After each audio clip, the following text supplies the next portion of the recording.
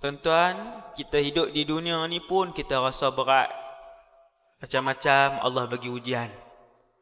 Ujian tempat kerja, ujian nega, ujian suami, ujian isteri, ujian anak-anak, ujian ayah. Kadang ujian dengan mak dan sebagainya. Rasa berat hidup. Ramai bunuh diri. Sebab apa? Sebab rasa tak boleh pi dengan hidup.